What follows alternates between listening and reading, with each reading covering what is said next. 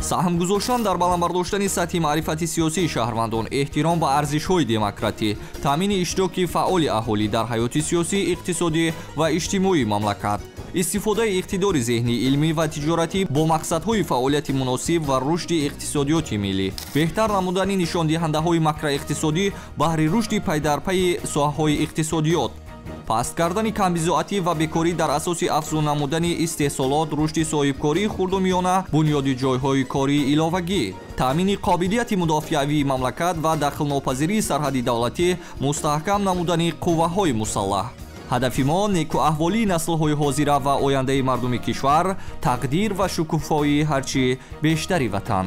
ҳамватанони гиромӣ, ба хотири ободии ватан ва зиндагии арзандаи ҳар яки мо шуморо даъват менамоем, ки 2 март ба ҷонибдории Ҳизби Демократии Тоҷикистон ва номзадҳои он овоз диҳед. овози шумо саҳм дар пешрафти ватан хоҳад буд.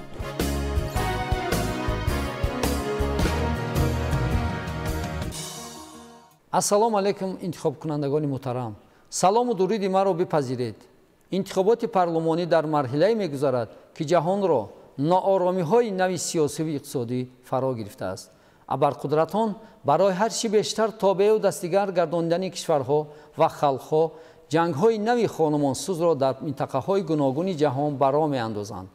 ҳизби демократии Тоҷикистон чун меросбари ормонҳои озодихоҳӣ ва демократии инсоният ҳама гуна амалу башаркушӣ ва хору ночор кардани одамро маҳкум мекунад. хушбахтона дар кишвари мо вазъи сиёсиву иҷтимоӣ ба туфайли талошҳои таъсирбахши пешвои муаззами миллат, президенти ҷумҳурии Тоҷикистон муҳтарам Эмомалӣ Раҳмон дар сиёсати дохиливу берунӣ то рафт беҳтару пурзур мешавад. давлати мо гузашта аз баъзе камбуду норасоиҳо вазъи таъмину амниятро то рафт пурзур карда, равишҳои корсозиро дар бахши ободонӣ ва таъмини мардум ба маводи ғизоӣ, таълиму тадрис, ободониву пешрафтҳои зиндагӣ бештар муҳайё месозад. мо сокинони кишвар, ки ҳама ин нишонаҳоро ҳамарӯза дар зиндагӣ мушоҳида мекунем, аз пешрафтҳои мамлакатамон дар самти сиёсӣ, иқтисодӣ ва иҷтимоӣ ифтихор дорем. ҳама медонанд, ки кишвари мо дар ҳоли гузариш аз як низом ба низоми дигари сиёсӣ қарор дорад. яъне Тоҷикистон чун бештари кишварҳои ҷаҳон ба сӯи гузариш ба арзишҳои демократӣ қадам мемонад. албатта лоиқи дастгирӣ ва пайравист, ки барои расидан ба ин ормони воло дар низоми кишвар пешрафтҳои арзишманд низ ба вуҷуд омадааст. ба вижа эҷоди таъкурсӣ ё меъёрҳои бунёдӣ, шурӯъ аз низомномаи як корхона то институти президентӣ дар Тоҷикистон вуҷуд дорад, ки ин заминаи хуб барои эҷоди низоми ормонии халқи тоҷик комилан мусоидат мекунад. ҳизби демократии Тоҷикистон яке аз созмонҳои фаъоли ҷомеаи Тоҷикистон мебошад. ҳанӯз аз рӯзҳои аввали оғози давраи нав, ҳизби демократии Тоҷикистон дар паҳлӯи дигар ҳизбу созмонҳои навтаъсис барои ба даст овардани истиқлоли миллӣ ва ҷойгоҳи забони тоҷикӣ дар сафи пеши он қарор дошт. ҳизби демократии Тоҷикистон дар он солҳо талош мекард, ки Тоҷикистон ба озодӣ бирасад, соҳиби идораи мустақили давлатдорӣ, атрибутҳои давлати мустақил, парчаму нишон, суруди миллӣ, пули миллӣ ва монанди инҳо бошад. давлате бошад, ки барои ормонҳои волои инсоният, низоми демократӣ, институтҳои рушди демократия замина бигузорад. ҳоло мо шоҳид ҳастем, ки кишвари мо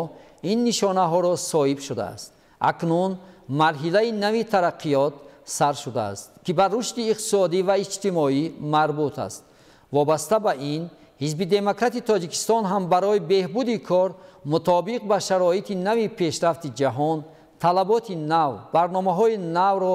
пешкаши мардум ва ҳукумат мекунад.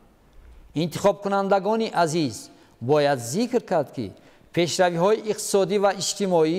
мавқеи байналмилалии Тоҷикистонро дар ин давра хеле мустаҳкам гардонда, нуфуз ва ҷойгоҳи мақоми он дар ҷомеаи ҷаҳонӣ баланд шудааст, ки тамоми ин дастовардҳои даврони истиқлолият аз файзу баракати ваҳдати миллӣ, сулҳу субот ва амнияти кишвар сарчашма мегирад. пеш аз ҳама аз пешрафт ва тадбирҳои куллии давлат барои мардуми мамлакат самимона изҳори хушнудӣ ва қаноатмандӣ мекунам. ман ба намояндагӣ аз ҳизби демократии Тоҷикистон از موفقیت‌های در چند سال اخیر به دست آورده دولتمان زیر رهبری اساسگذار صلح و وحدت ملی پیشوای معظم ملت پرزیدنت جمهوری تاجیکستان محترم امامعلی رحمان چون نشان قدرت دولت، آبادی کشور و بالا رفتن سطح زندگی مردم صمیمانه قدردانی میکنم. ما امروز نزد شما برای ارائه برنامه و هدفهای حزب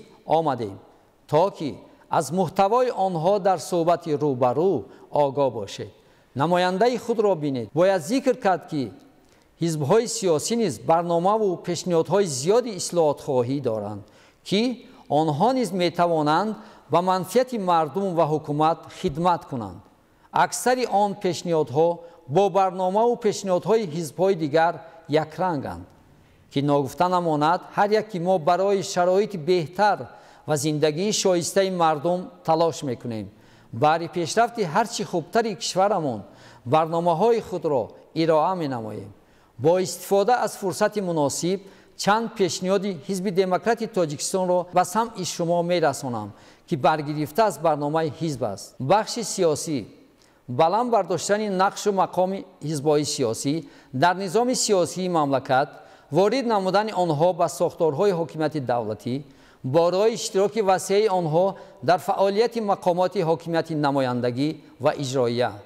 پرزور کردن نقش پارلمان مملکت، وسیع کردن وکالت مقامات محلی نمایندگان حکومت دولتی، تحکیم نظام دولتی و مساعدت در تطبیق سریوقتی و اجرای با صفت قانونها، فرمان و امرهای پرزیدنت کشور، قرارهای حکومت مملکت و استراتژی و برنامه‌های قبول گردیده، حفظ صادقانه منفعت‌های ملی و دولتی از تمام منفعت‌های دیگر افضل دانستن منافع دولت و ملت، سعی و تلاش برای مستحکم نمودن پایه‌های دولت ملی، حفظ صاحب استقلالی وطن و ثبات اجتماعی، اینچنین اشتراک فعالانه در تهیه و تطبیق برنامه‌های رشد اجتماعی و اقتصادی. بخش اقتصادی استحصال مال‌های در بازار، رقابت تاب‌آور و کارکرد صنعت اشیاء خام داخلی، سهمگذاری در ترغیب تأسیس کارخانه‌های نو صنعتی با در نظر داشت کارکرد محصولات ملی، استفاده اقتدار ذهنی، علمی و تجارتی با مقصدهای فعالیت مناسب و رشد اقتصادیات ملی، تأمین استقلالیت انرژتیکی مملکت، عاقلانه استفاده بردن ثروت‌های طبیعی و صنعتی مملکت، نوسازی استحصالات کشاورزی، برطرف کردن عقب‌مانی تکنیکی و تکنولوژی آن در اساس تطبیق دستاوردهای علم و تکنیک معاصر، استفاده انرژتیک خرد و آلترناتیوی، پایان بردن فایز قرض بانکی، رشد هنرهای مردمی و تشکیل نمودن فعالیت کوآپراتیوهای تأمیناتی و فروش با جلب نمودن اقتدارهای استحصالی کوآپراسیون مطلوبات. بخش اجتماعی پس کردن کمبزاعتی و بیکاری در اساس افزون نمودن استحصالات، رشد صاحبکاری خرد و میانه، بنیاد جایهای کاری علاوگی، بهتر نمودن شرایط اندازبندی در اساس موازنت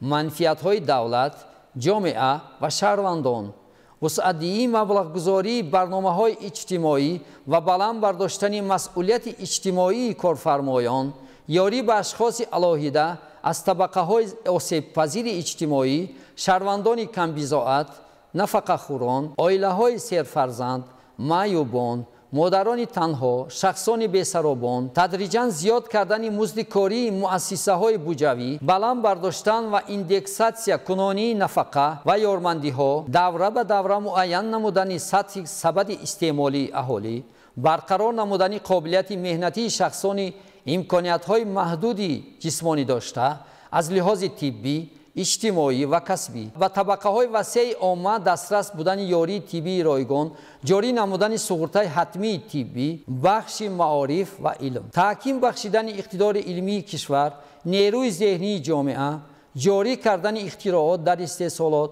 استوار گردانیدن پایه‌های مادی و تکنیکی مؤسسه‌های تعلیمی، بلند برداشتن صفت تعلیم در همه زمینه‌های تحصیلات، جلب باز هم وسیع استعدادهای جوان با آموزش تکنولوژی‌های معاصر و کارهای ایجادی و تکنیکی، فراهم آوردن زمینه برای آموزش زبانهای خارجی بخصوص زبانهای روسی و انگلیسی در همه زمینه‌های تحصیلات،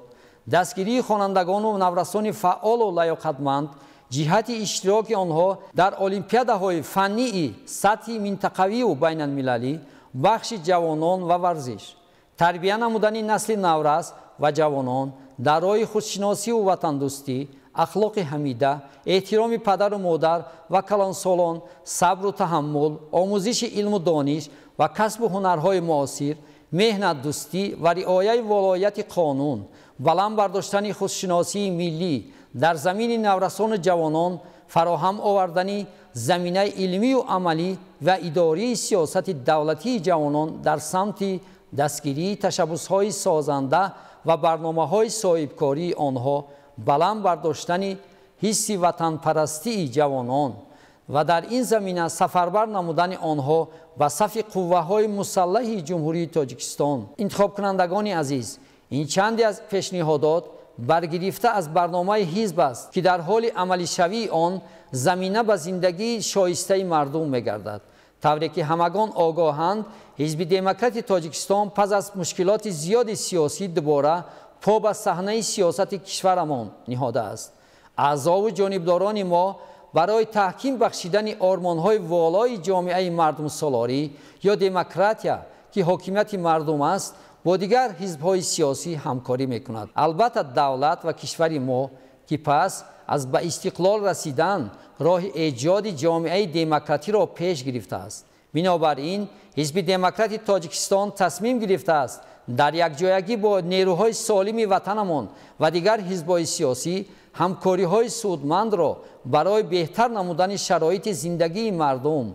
صلح و صلاح همکاری نماید. این از اراده و موقع سیاسی شما انتخاب کنندگان وابسته است. انتخابات پارلمانی یک معرکه مهم و پرشرف است برای همه کشور و دولت‌های جهان و کشور عزیز ما تاجیکستان نیز در همین دوره مهم تاریخی خود قرار دارد. انتخابات که نشان موجودیت نظام دموکراتی در یک کشور است و انتخاب کردن، آواز دادن، حقوق و صدای قلبی هر یک شخص است. و همین دلیل ما باوری داریم که هر کسی که به مقدسات نظام دموکراتی، ایجاد حکومت مردمی و بنیاد جامعه پیشرفته دموکراتی باور دارد، و جانب حزب دموکرات تاجیکستان و نامزدهای ما آواز می‌دهد. و در پایان صحبت برای همه مردم عزیز کشور وطن آباد و آزاد، زندگی بهتر و روزگار پرنشاط آرزو می‌نمایم.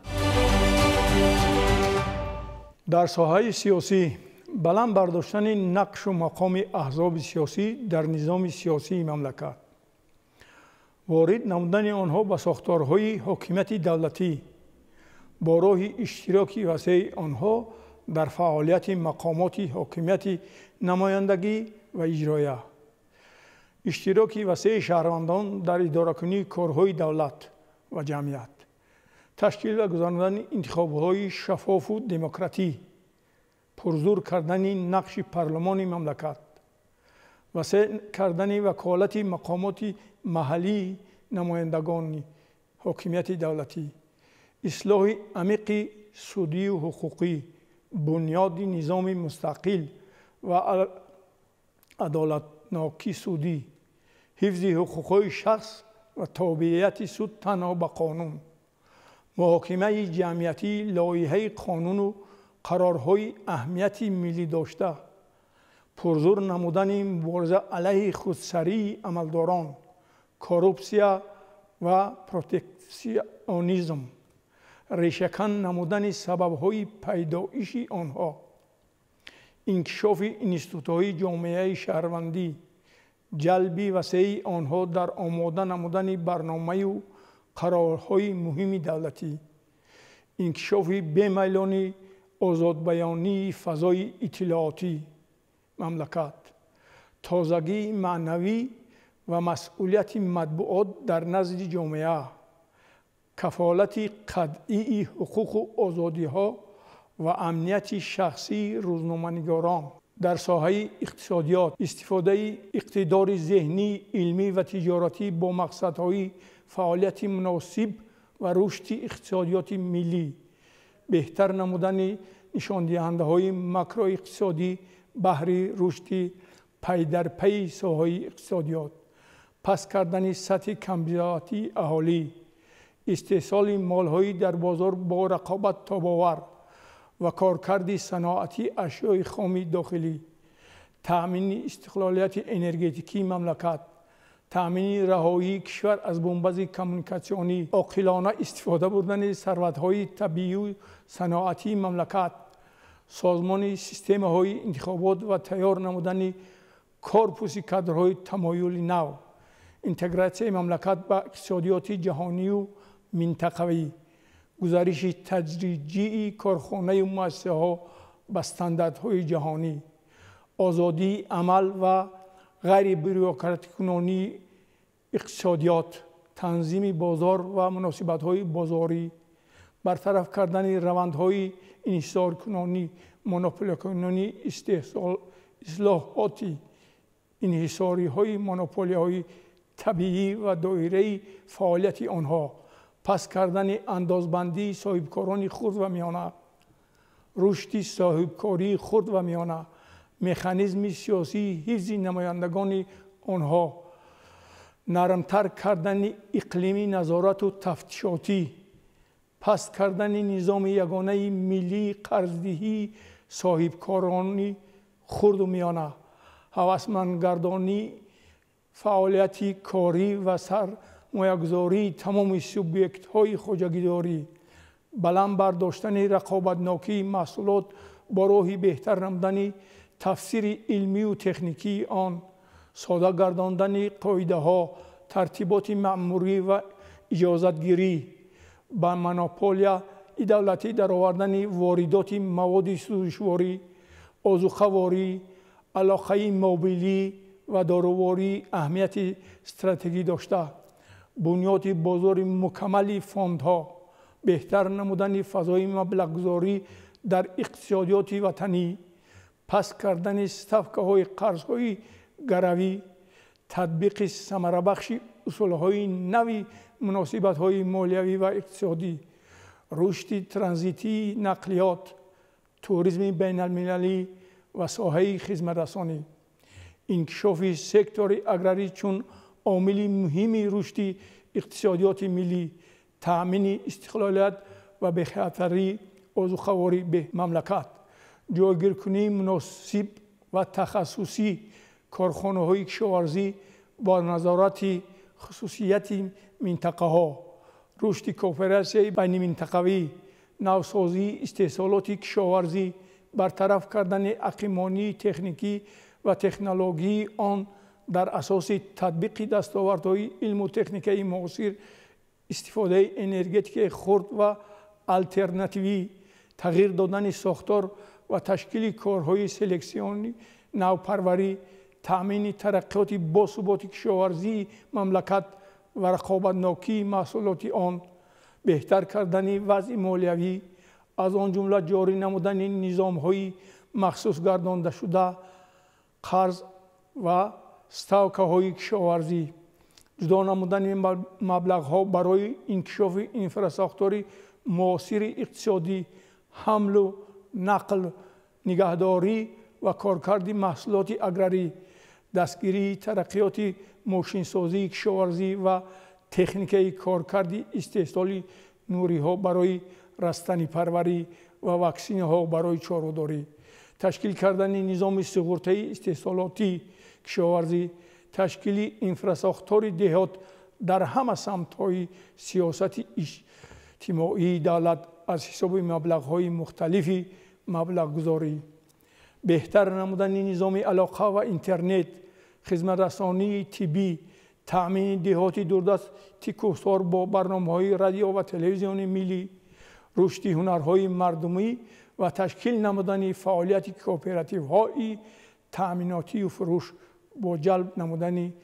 اقتدارهای استحصالی کوپراسیون مطلوبات. سهم گذاشتن در بلندبرداشتن سطح معرفت سیاسی شهروندان، احترام به ارزش‌های دموکراتی، تامین اشتراک فعال اهالی در حیات سیاسی، اقتصادی و اجتماعی مملکت، истифодаи иқтидори зеҳнӣ, илмӣ ва тиҷоратӣ бо мақсадҳои фаъолияти муносиб ва рушди иқтисодиёти миллӣ, беҳтар намудани нишондиҳандаҳои макроиқтисодӣ баҳри рушди пайдарпайи соҳаҳои иқтисодиёт, паст кардани камбизоатӣ ва бекорӣ дар асоси афзун намудани истеҳсолот, рушди соҳибкории хурдумиёна, бунёди ҷойҳои кории иловагӣ, таъмини қобилияти мудофиавии мамлакат ва дахлнопазирии сарҳади давлатӣ, мустаҳкам намудани қувваҳои мусаллаҳ. ҳадафи мо некуаҳволии наслҳои ҳозира ва ояндаи мардуми кишвар, тақдир ва шукуфоии ҳарчи бештари ватан. ҳамватанони гиромӣ, ба хотири ободии ватан ва зиндагии арзандаи ҳар яки мо шуморо даъват менамоем, ки 2 март ба ҷонибдории Ҳизби Демократии Тоҷикистон ва номзадҳои он овоз диҳед. овози шумо саҳм дар пешрафти ватан хоҳад буд.